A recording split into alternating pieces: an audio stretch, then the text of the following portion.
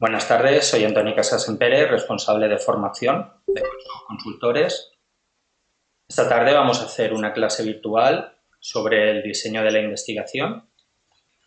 En concreto vamos a trabajar la parte de diseño con métodos mixtos, diseño cualitativo, y vamos a exponer los parámetros principales de la herramienta del mapa del diseño.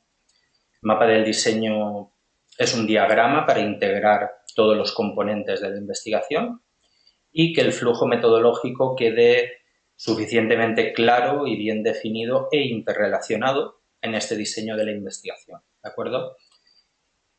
La exposición va a durar aproximadamente 35 o 40 minutos, más un tiempo adicional para preguntas que pudierais tener.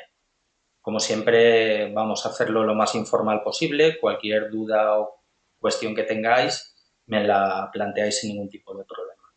Bien por el micrófono, que los tenemos abiertos, o bien mediante el chat, ¿de acuerdo? Bien, el diseño de la investigación cualitativa, nosotros hemos trabajado estos últimos años en una herramienta heurística, ¿de acuerdo?, para integrar todos los componentes principales del diseño. Sería como un diagrama, ¿no?, donde vamos incorporando las partes principales que va a tener nuestro estudio. Da igual el tipo de estudio que sea, lo que sí que interesa es que estos componentes que vamos a desarrollar esta tarde pues queden adecuadamente integrados, ¿de acuerdo? La idea principal sería disponer de este esquema con los componentes interrelacionados. Al ser heurístico, al integrar información que tenemos en mente y en otros sitios, al integrarlo todo en un diagrama nos permitirá descubrir partes del diseño que faltan, partes del diseño que son flojas y necesitan revisión, y con el objetivo de obtener de un modo más sencillo y fluido las respuestas a las preguntas de investigación que nos hayamos planteado. Y también con la máxima calidad, ¿de acuerdo? Al integrar ese flujo metodológico adecuadamente interrelacionado, lo que hacemos es aumentar la calidad de nuestra investigación, ¿de acuerdo? Bien, el planteamiento del mapa del diseño se compone de tres partes interrelacionadas, llamamos tres dominios: el dominio teórico, el dominio de los métodos y el dominio analítico, que voy a exponer esta tarde. Las voy a exponer secuencialmente porque en el tiempo que dura esta charla, el tiempo en general, las cosas se exponen secuencialmente. Pero en realidad, en el mapa del diseño, los componentes son cíclicos y están interrelacionados, ¿de acuerdo? El mapa del diseño también es abierto, reflexivo y flexible, es decir, no podemos empezarlo en un momento temporal determinado, este diseño, y darlo por cerrado y luego continuar con otras partes de la investigación, sino que el mapa del diseño, el diagrama, está en constante evolución a medida que avanza el análisis que estamos realizando. Bien, vamos a empezar por el dominio teórico, por los componentes del dominio teórico, ¿de acuerdo? El primer gran bloque de este diagrama que vamos a construir. Y aquí tenemos, la primera parte sería pues delimitar el propósito de la investigación, ¿de acuerdo? El propósito de la investigación es muy importante porque tenemos que establecer la primera revisión bibliográfica para delimitar dónde han dejado de investigar unos autores y a partir de qué punto vamos a seguir investigando nosotros, ¿de acuerdo? Este propósito, esta frase, este párrafo que engloba toda la investigación, ya comprende, ¿de acuerdo?, el concepto o los conceptos fundamentales de la investigación. El propósito no es el tema, no es el problema, ni es el título, aunque tiene componentes de todos ellos, ¿de acuerdo? El propósito es un momento de reflexión que vamos a hacer nosotros, ¿de acuerdo? Y nos va a interesar para empezar a trabajar la investigación, ¿de acuerdo? El propósito de nuestra investigación tendrá diferentes sensibilidades: histórica, contextual, política. Hay que analizarlas y se deben incluir dentro de esta formulación, de esta frase que va a guiar a focalizar toda nuestra investigación. ¿De acuerdo? Por ejemplo, el tema de la familia, una investigación que tenga por objeto estudiar la familia ha evolucionado en la historia, tiene unos matices contextuales y tiene unas sensibilidades políticas. Entonces, nuestra investigación tiene que atender a esas diferentes sensibilidades de un estudio que se realice en el concepto principal de la familia, ¿de acuerdo? Hay que explicitarlo y detallarlo adecuadamente. También en el propósito se dirigirá la información al lector hacia los participantes a los que va dirigido y el campo donde se va a desarrollar esta investigación. También es recomendable que en el propósito esté incluida la aproximación metodológica que vaya a guiar ese estudio. Por ejemplo, en métodos mixtos es obligatorio que en el título de la investigación aparezca ya la palabra métodos mixtos, un estudio con métodos mixtos, ¿de acuerdo? Esa aproximación analítica también debe de quedar explicitada en este propósito, ¿de acuerdo? A continuación, cuando tenemos el propósito, trabajaremos los objetivos y las preguntas de investigación. La taxonomía de Bloom, una taxonomía de los verbos que se utilicen para trabajar esos objetivos, os va a ayudar a entender las funciones analíticas que van a suceder en vuestro estudio. Por ejemplo, no es lo mismo describir, evaluar, explorar, comparar, contrastar. Hay un significado cognitivo detrás de cada acción verbal que tenéis que establecer claramente para que haya una coherencia en vuestra investigación. A partir de los objetivos desarrollaremos las preguntas de investigación. Preguntas de investigación las habrá cualitativas, cuantitativas y con métodos mixtos. Son 3 tipos diferentes de preguntas de investigación. En un mismo estudio, en el diagrama del mapa del diseño, estableceréis la pregunta adecuada para cada objetivo.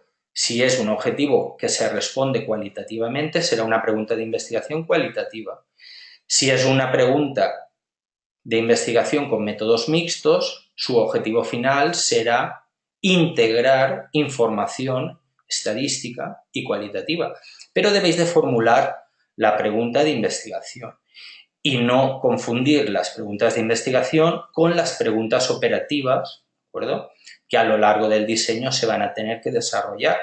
Por ejemplo, las preguntas concretas de los instrumentos de toma de datos que vais a tener. No es lo mismo la abstracción de una pregunta de investigación que se pretende dar respuesta como una pregunta de instrumento que se desarrolla precisamente para dar respuesta a una pregunta de investigación, ¿de acuerdo? Una vez que tenéis las preguntas, mi opinión es que desarrolléis la segunda gran fase de la revisión de la literatura, que sería el marco teórico. Ahí empezáis a trabajar en profundidad los conceptos que os van a ayudar a contestar a las preguntas, bien sea porque están en la literatura, ¿de acuerdo? Entonces el marco conceptual sería una pequeña parte de ese marco teórico. Aquellos conceptos que del conjunto del total habéis seleccionado para vuestra investigación.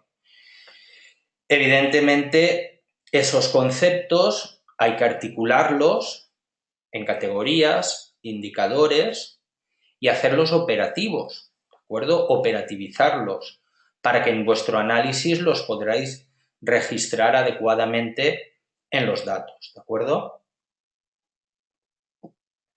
Normalmente aquí se puede realizar un análisis documental bibliográfico extenso. Este análisis documental bibliográfico lo que os va a permitir es comparar, tener en una base de datos un análisis de los conceptos y al mismo tiempo tener el análisis de vuestros datos.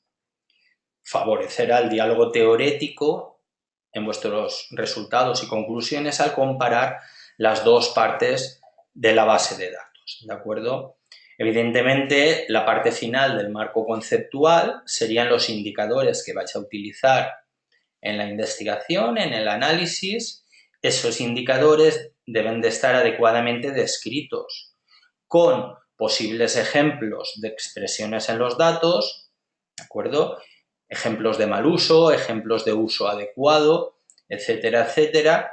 Entonces vais a tener que desarrollar este marco conceptual si utilizáis conceptos de la literatura.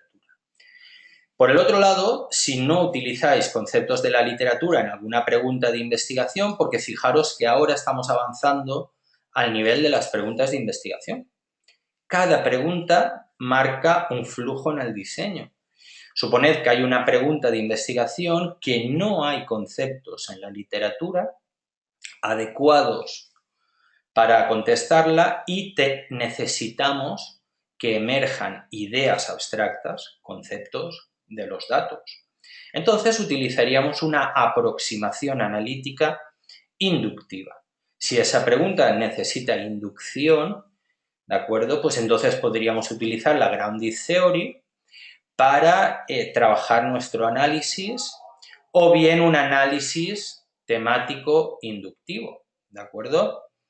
Entonces, si utilizamos una herramienta de la teoría fundamentada de la Grounded Theory, podríamos utilizar un paradigma de codificación, que es una estructura en la que vamos a dividir tres componentes del fenómeno que vamos a estudiar: el contexto del fenómeno, cómo, cuándo, dónde, a quién, por qué sucede este fenómeno que quiero investigar, las acciones relacionadas con el fenómeno, ¿de acuerdo?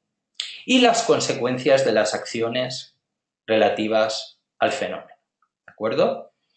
Ese sería el núcleo, la parte principal que hay que trabajar en este dominio teórico. Propósito, objetivos y preguntas, y desarrollar un marco conceptual o un paradigma de codificación, ¿de acuerdo?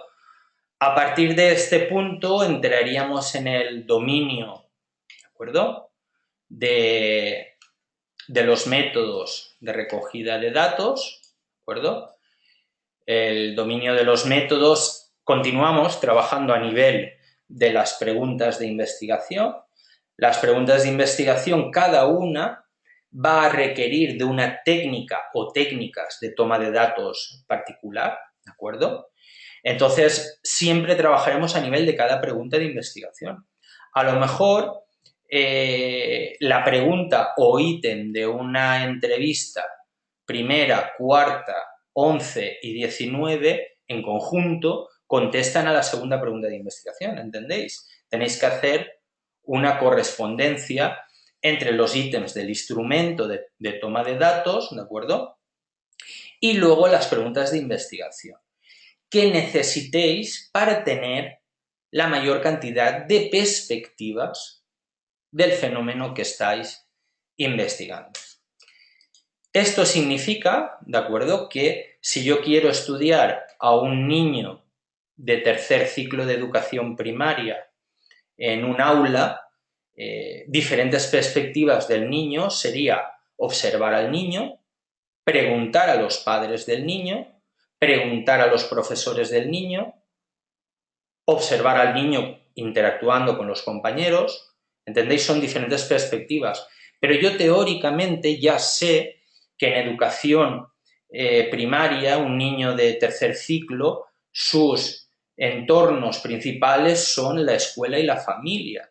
La interacción con los pares aún no se ha desarrollado como en la adolescencia. Eso me lo dice el referencial teórico, el marco conceptual. Entonces yo dirijo las perspectivas de mis técnicas de tomas de datos hacia el entorno escolar, hacia la familia y hacia el mismo niño. Esas serían tres perspectivas en este caso concreto, ¿vale? Entonces, una vez seleccionadas las perspectivas, las técnicas de toma de datos, también hay que desarrollar qué aproximación metodológica va a tener esa entrevista, esa observación. Será una observación etnográfica, participante, una entrevista fenomenológica en profundidad, un grupo de discusión psicoterapéutico, un grupo focal, ¿de acuerdo? ¿Cuánta estructuración va a tener la entrevista? Semiestructurada, altamente estructurada, prácticamente como un cuestionario. ¿Entendéis? Esa aproximación se debe de detallar y a continuación, seguidamente, procederemos realizando pues la validación y pilotaje de las técnicas de toma de datos si procede en cada una de las técnicas. Tened en cuenta que no siempre hay que hacer validación de la técnica si es una técnica, ¿de acuerdo?, que es muy inductiva, muy abierta, no procede validar. Procedería a validar en técnicas más estructuradas, más clarificadas conceptualmente. Ahí sí que procedería realizar una validación por unos jueces del instrumento. Evidentemente se tiene que diseñar un pilotaje para revisar también estas técnicas, cómo funcionarán en la realidad. Tenéis que trabajar la selección muestral, quiénes serán los mejores participantes para las diferentes perspectivas del fenómeno. Volviendo al ejemplo del colegio y los niños, hay que entender esa realidad para saber que la selección muestral será, si la investigación es de los niños, de los padres de esos niños y de los profesores de esos mismos niños, ¿de acuerdo? Habrá una correspondencia en esa selección muestral, principalmente focalizándonos en cualitativa, que sería una selección muestral intencional, ¿de acuerdo? Hay que delimitar claramente cuál va a ser la unidad de análisis. La unidad de análisis es la mínima unidad de abstracción que vamos a realizar. La unidad de análisis en este estudio podría ser perfectamente, en este estudio ejemplo que os estoy comentando esta tarde, podría ser perfectamente un estudio de casos. Cada niño, que sea un caso, junto con la entrevista del padre, la entrevista al profesor y el trabajo con el mismo niño, podrían conformar un caso. Entonces utilizaríamos un estudio de casos y cada una de las técnicas compondrían finalmente este estudio de casos, pues por poner un ejemplo, ¿de acuerdo? Ya dentro del dominio de los métodos tenemos que establecer qué plan de análisis vamos a desarrollar con cada una de las técnicas, ¿de acuerdo? Se debe de explicitar y se debe de avanzar, prever cómo se va a analizar esa entrevista, ¿de acuerdo? No podemos diseñar una técnica que luego no sea analizable y que luego no dé respuesta a las preguntas de investigación. Por eso, en la herramienta del mapa del diseño hablábamos de integrar todos los componentes a nivel de pregunta de investigación en este flujo metodológico, ¿de acuerdo? No podemos avanzar en nuestro diseño, llegar a este punto en el que nos encontramos y darnos cuenta de que ni las preguntas de las entrevistas responden a la pregunta de investigación, ni tengo claro cómo voy a analizar esas entrevistas o esos grupos focales, ¿de acuerdo? Todo esto se tiene que organizar a priori, no cerrándolo, repito, un diseño abierto y flexible, cíclico, volviendo constantemente a esta formulación del trabajo. Pues bien, la parte final de este mapa del diseño sería el dominio del análisis, ¿de acuerdo? El dominio del análisis es la parte donde vamos a trabajar todo lo relacionado con el análisis y resultados, ¿de acuerdo? El objetivo es responder a las preguntas de investigación y confeccionar una estrategia analítica para cada técnica de toma de datos y una estrategia de integración a nivel de metaanálisis o triangulación si se han utilizado diferentes técnicas de toma de datos, ¿de acuerdo? Un ejemplo de estrategia analítica podría ser aquella que contemple un ciclo prospectivo de análisis, por ejemplo, con análisis de contenido cuantitativo y con codificación automática, un ciclo de codificación ya de esos contextos más concretos donde está la idea que buscamos repetida. Dentro del ciclo de codificación os sugiero también realizar una segmentación inicial, ¿de acuerdo? Separar el dato entre aquellos fragmentos que sabemos que responden a nuestras preguntas de investigación y el resto de datos que no aportan al estudio. Vais a tener esa información mezclada. Una entrevista no os sirve toda la entrevista, sino solamente la parte que responde a las preguntas de investigación. Seguidamente podéis hacer un ciclo de recodificación. Agruparéis en ese ciclo las ideas repetidas, ¿de acuerdo? Y vais caminando hacia la categorización analítica, que consiste en una clasificación y ordenación de las ideas repetidas, ¿de acuerdo? Seguidamente entraríamos en una parte de categorización del material, es decir, definir las propiedades, dimensiones y atributos de cada categoría y las relaciones e interrelaciones que hay de las propiedades de una categoría y las propiedades de otra categoría, ¿de acuerdo? Ese sería el ciclo final de categorización, que terminaría la estrategia analítica con una definición de los límites del protocolo, del modelo diagnóstico, del plan de intervención que hayamos obtenido como resultante de nuestro análisis. Hay que ponerle unos límites, decir cuándo es funcional, cuándo no funciona.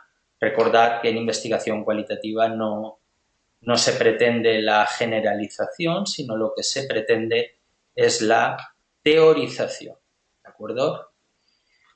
Dentro del ciclo de recodificación, a la hora de pasar de la fase sustantiva a la fase teorética, podéis utilizar las 13 tácticas analíticas para generar significado que nos vienen ofreciendo Miles y Huberman. Son 13 tácticas para ahondar en la comprensión del análisis de nuestros datos, por ejemplo, la factorización, la categorización, rastrear las metáforas, que sería la codificación en vivo que utilizamos en el análisis, etcétera, etcétera, etcétera. Hay 13 tácticas que estos autores nos describieron hace ya décadas. Luego también, a la hora de trabajar los resultados dentro del ciclo de categorización, podríais utilizar las tácticas para comprobar los resultados que también Miles y Huberman ofrecen. Hay 13 tácticas también, estrategias para comprobar mis resultados, ¿de acuerdo? Y finalmente, en la parte final, también podéis utilizar las recomendaciones sobre calidad de las conclusiones que estos autores nos ofrecen a la hora de redondear nuestro estudio y evitar la mayor cantidad posible de sesgos y que aumente la fiabilidad, la validez de nuestra investigación, ¿de acuerdo? Esa sería la propuesta de los 3 dominios: dominio teórico, dominio de los métodos y dominio analítico en la composición del mapa del diseño, ¿de acuerdo? Al final, como conclusión de mi exposición, pues comentaros que la importancia de desarrollar un esquema gráfico en la investigación no es solo idea nuestra el trabajo con el mapa del diseño. Diferentes autores hablan de matrices de implementación, diagramas metodológicos, ahondan en la necesidad y conveniencia de tener este esquema gráfico realizado con todos los componentes, ¿de acuerdo? Que todos los componentes estén adecuadamente integrados es importante, ¿de acuerdo? Y la idea de la importancia del descubrimiento al forzarnos a integrar la información, siempre podemos descubrir qué parte es más débil o qué parte está poco trabajada metodológicamente en nuestra investigación, siendo con ello pues mucho más sistemáticos a la hora de avanzar en la investigación. Todo ello conlleva finalmente a una fluidez y a una comodidad, ¿de acuerdo?, del proceso que estamos realizando. No sé si no os ha ocurrido en alguna ocasión sentiros atascados en la investigación, no saber exactamente cómo proceder a continuación o cómo resolver un detalle.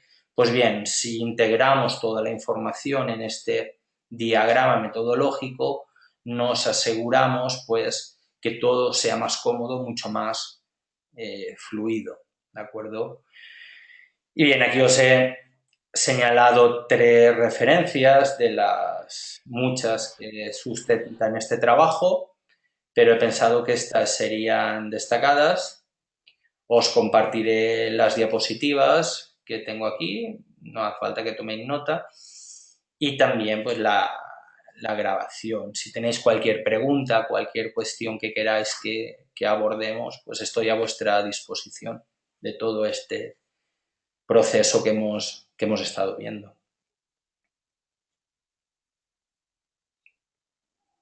Anthony, Hmm.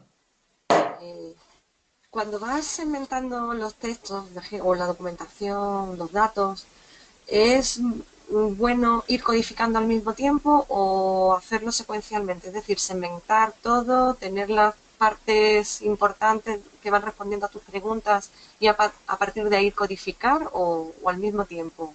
¿O no existe una regla? Bueno, reglas en investigación cualitativa, Peyton diría que ya que cada investigación cualitativa es única, la aproximación analítica también es única, ¿de acuerdo? Pero sí que se sugiere en general recoger los datos y analizarlos en el momento, ¿de acuerdo?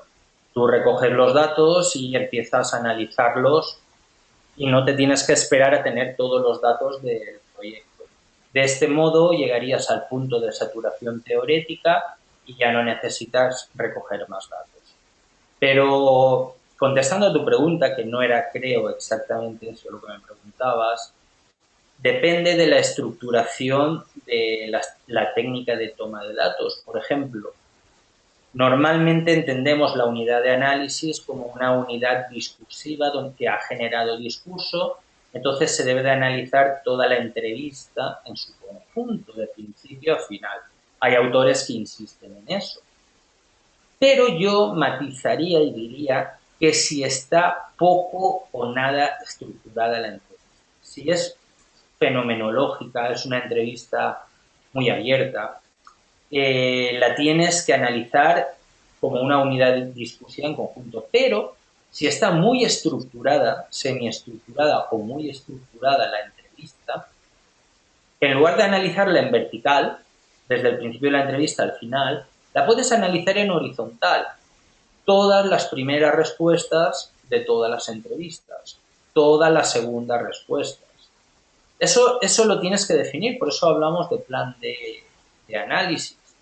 En cualquier caso, durante el análisis yo recomiendo que atendáis, ¿de acuerdo?, a hacer un resumen de caso.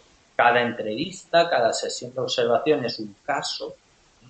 Entonces, cuando hayáis segmentado el caso y marcado las ideas principales, incluso añadido los primeros memos impresionistas rápidos, yo recomendaría hacer un resumen de caso. Un resumen de caso es una síntesis esquemática de las ideas principales que hay en ese caso. Porque en el análisis vais a avanzar de dos formas: recogiendo las ideas principales del caso sobre el tema A, B y C, o bien recogiendo lo que ha opinado cada participante sobre el tema A, lo que ha opinado cada participante sobre el tema B, etcétera, etcétera. ¿Entendéis? Son dos formas de avanzar. Tú tienes que diseñar tu estrategia y decir, la segunda forma es un proceso de categorización, ¿de acuerdo?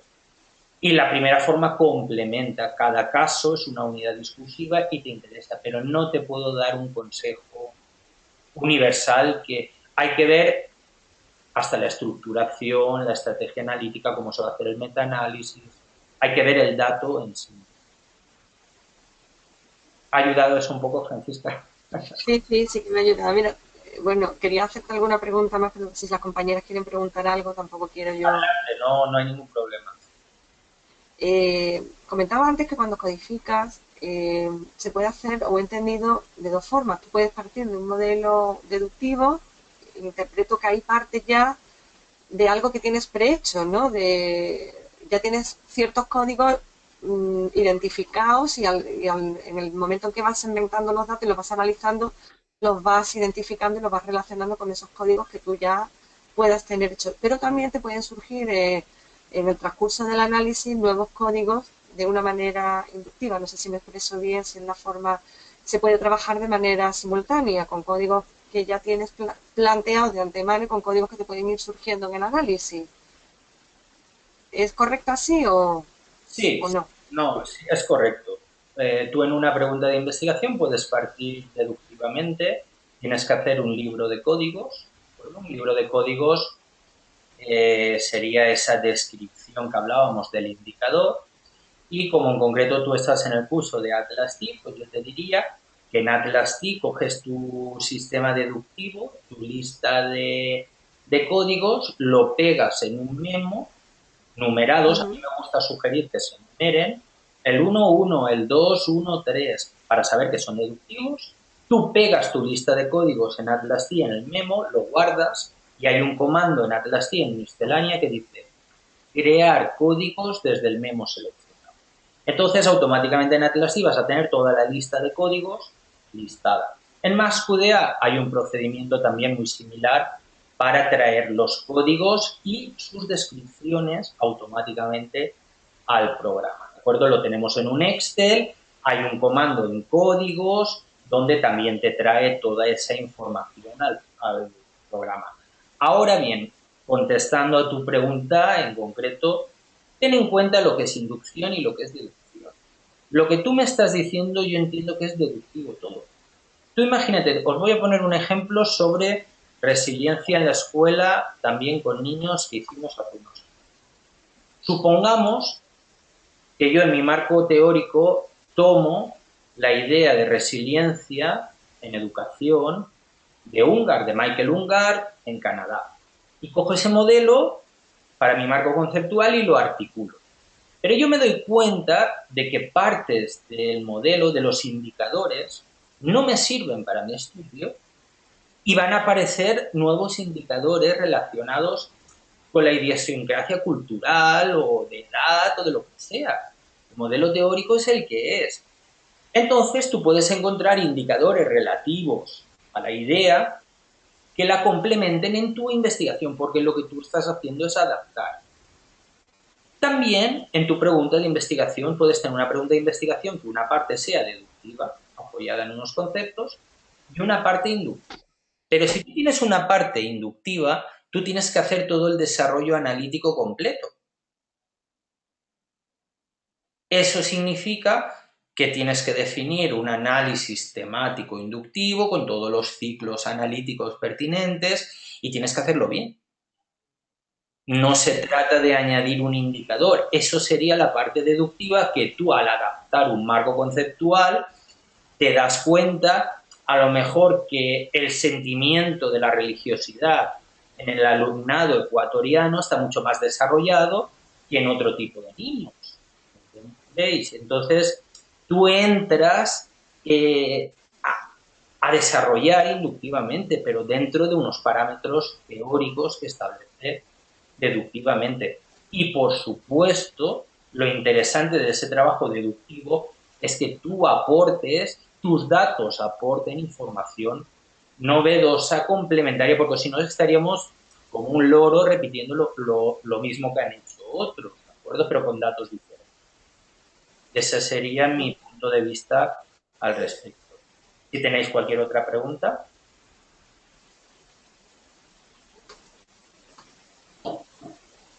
Nada más, Francisca.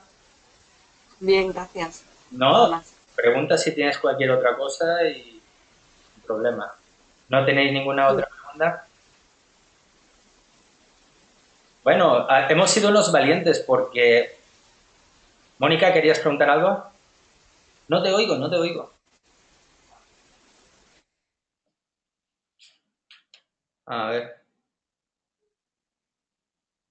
ver, te voy a mandar, a ver, una solicitud para activar el sonido, pero creo que tienes el micro desconectado, Mónica.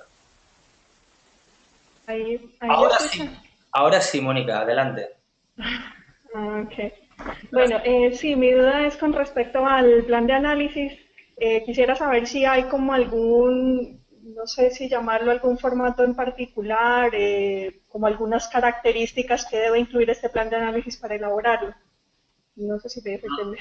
Sí, bueno, nosotros hemos estado mostrando una sugerencia de ciclos analíticos, pero yo al respecto te sugeriría, ¿vale? Aquí tenemos, ¿ves? Todos estos ciclos que tienes aquí es una sugerencia con diversas etapas que se deben de realizar dentro de cada uno de ellos. Y con los programas informáticos de apoyo al análisis también está más o menos estructurado qué hacer.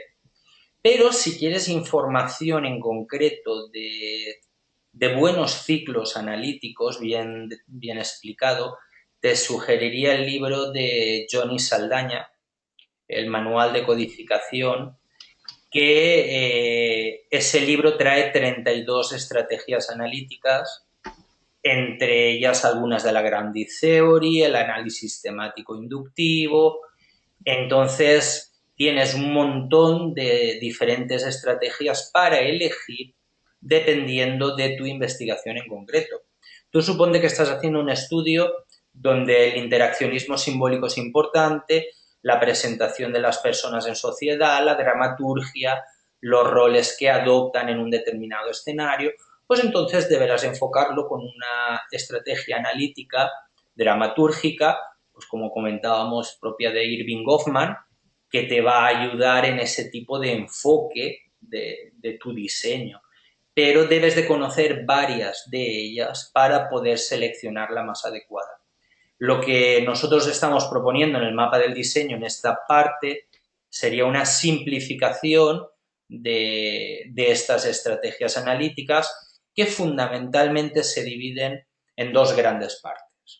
Un ciclo sustantivo más vinculado a los datos y un ciclo teórico más abstracto, ¿de acuerdo?, que hay que realizar.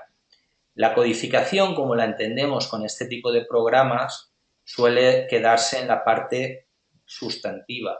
Mucha gente con una frecuencia de codificación se conforma, pero realmente hay ciclos analíticos, teóricos más avanzados. Ese sería mi consejo, Mónica, que le des un vistazo al trabajo de Johnny Saldaña, que te va a ayudar a entender esas 32 o 29, ahora no lo recuerdo. 29 eran en la edición del 2009 y 32 en la del 2013. Amplió las estrategias. Espero haber contestado tu pregunta. Gracias. ¿Alguna pregunta Sí, más? está bien. Bueno, pues si no tenéis ninguna pregunta más, agradeceros la participación. Por lo visto hoy se ve que había hoy fútbol, porque he oído unos chillidos aquí en el vecindario. Así es que hemos sido unos campeones de trabajar la metodología y por curiosidad voy a ver si somos todo mujeres. Sí, creo que somos todo mujeres los que estamos. Yo voy a apelar a mi lado femenino también, porque a mí el fútbol no me gusta. Ni me planteé la hora de hacer la charla que había fútbol. Bueno, un placer compartir con vosotras este ratito y ahora dentro de un rato os subo la grabación, os mando las diapositivas y cualquier duda, Mónica, también te mandaré más bibliografía con la referencia exacta de Johnny Saldaña. Y nada, muchísimas gracias por vuestra atención. Gracias. Gracias. Gracias a ti. Saludos, hasta luego.